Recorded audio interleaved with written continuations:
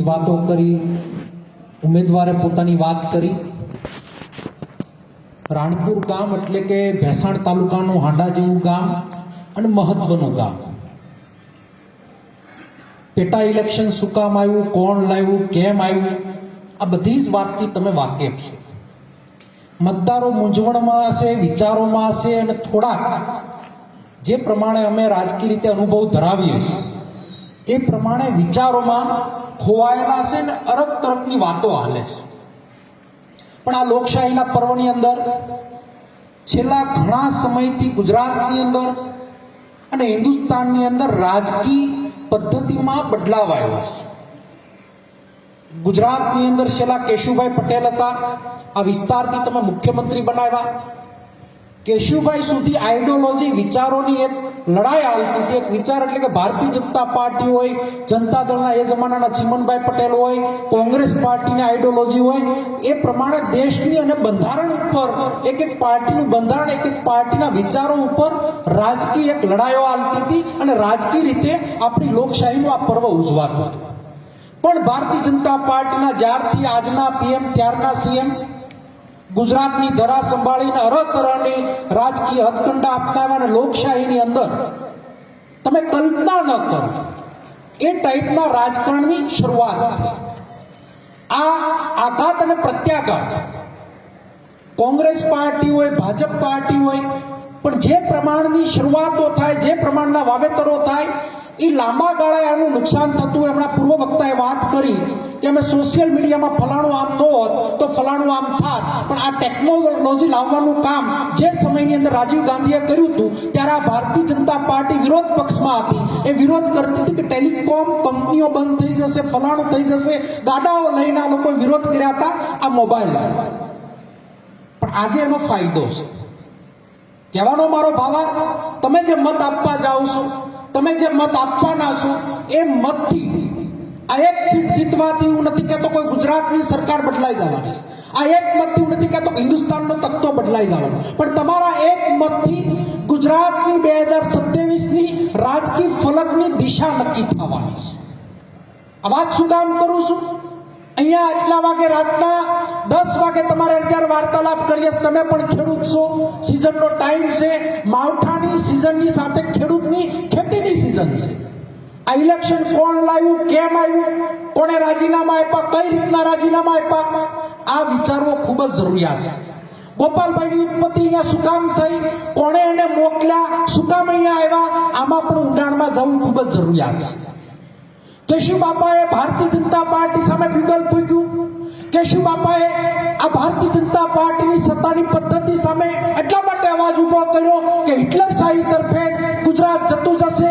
પણ ત્યારે બાપાએ આ વિસ્તારના મુખ્યમંત્રી તરીકે તાકાતથી બહાર નો આવ્યા, હદકસરી લડાઈ લડ્યા.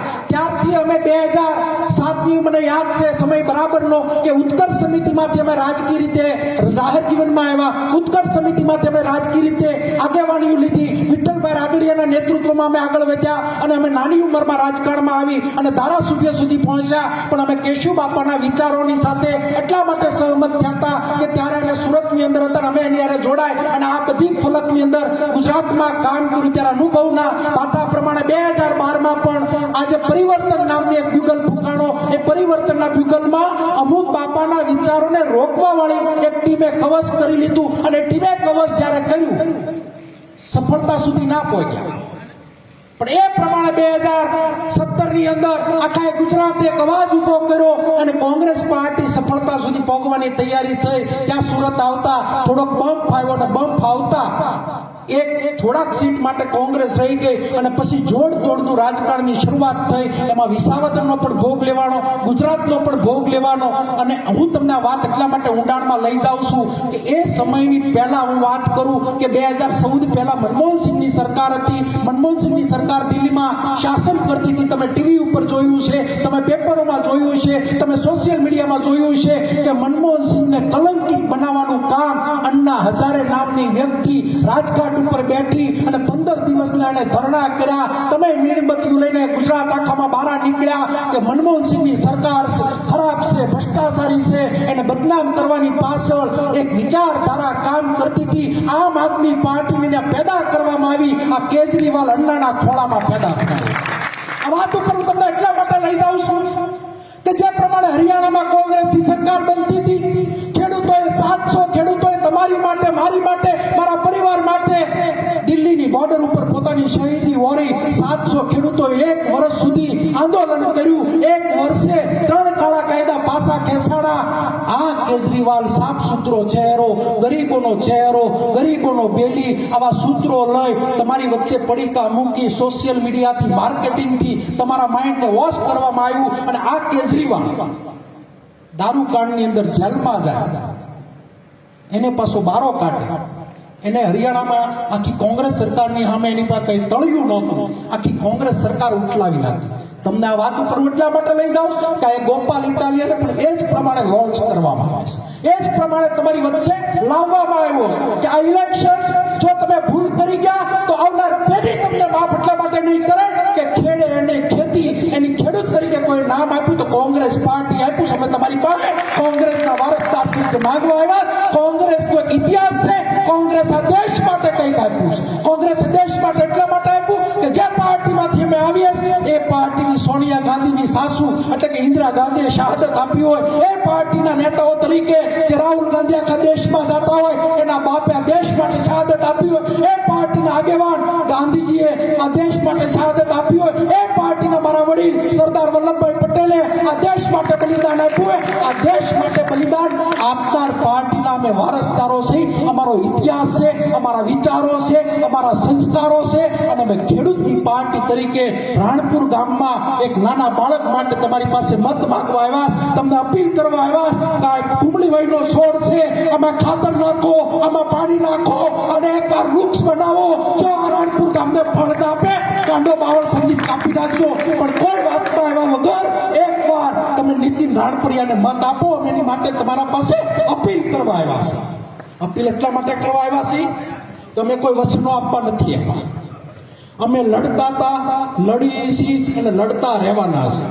અમે આજે 40 દિવસ પહેલા આમ આદમી પાર્ટી અહીંયાથી જતી રહી. 40 દિવસમાં એવું શું તમારા મગજમાં એ વ્યક્તિ ફિટ કર્યું? કંઈ ફિટ નથી કર્યું. ફક્ત સોશિયલ મીડિયાનું માર્કેટિંગ કર્યું. કોંગ્રેસ પાર્ટી 25 વર્ષથી સત્તા સામે લડે છે. અમારો નીતિન રાણપરિયાનું કોઈ પણ રિઝલ્ટ આવે રાણપુર માટે લડવાનો છે. વાત એટલા માટે કરું કે આવનાર દિવસોની આ લડાઈ છે. આ લડાઈની અંદર જો કઈ ભૂલ કરી ગયા, કેશુ બાપાની એક ભૂલ 45 માથા કપાઈ ગયા, 45 નેતા ખતમ થઈ ગયા. તમારા એક મતની ભૂલથી આવનાર દિવસોમાં સૌરાષ્ટ્રના હારા નેતાઓ લડતા આમ આદમી પાર્ટીની મારફત ખતમ થશે. અને પાપના કોઈ જવાબદાર હશે તો વિસાવદર અને ભેસાણની જનતા જવાબદાર બનશે. લખી લેજો. શું કામ કે તમારી ભૂલના કારણે એવું ના બને કે ફરી વખત 170 સીટ ઉપર ભારતીય જનતા પાર્ટી 2027માં સત્તામાં આવે. તમારી એવી ભૂલ ના થાય કે સારા નેતાઓ રિમોટ કંટ્રોલથી તમને કંટ્રોલ કરી લે, તમારી અવાજ દબાય, તમારી સત્તાના જોરે તમારો અવાજ એટલા માટે દબાય કે અહીંયા ખુલીને કોઈ બોલી નથી શકતા. આવો ભય ભારતીય જનતા પાર્ટીએ પેદા કર્યો છે. એની સામે અમે અમરેલીથી આવીએ. અમે લડાયક નેતા એટલા માટે કે સલ્તન અહીંયાથી લઈ અને દિલ્હી સુધી છે પાયલ નામની દીકરીને જેલમાં નાખી હોય અને પરેશભાઈએ અવાજ માર્યો. રાજના બારી લાવવાની તાકાત એ કોંગ્રેસમાં છે. આ ભારતીય જનતા પાર્ટી અને આ આમ આદમી પાર્ટીનું ઈલું આજ નહીં તો કાલ બારું આવશે. માટે આપને વિનંતી કરવા હાથ જોડીને આવ્યો છું કે તમે આ કુંબળી વયના છોડને આગળ વધારો. રાણપુરમાં એક મતની લીડ આપો. સૌ પોતાનું ગામ સંભાળો. 100% નીતિન રાણપરિયા જીતવાનો. તમારી કલ્પના બારું રિઝલ્ટ આ વિસ્તારમાં આવવાનું ત્યારે આ વિસ્તારમાં તમે પાછળ દોડાઈ જાઓ એની અપીલ કરું છું. જય હિન્દ, જય ભારત.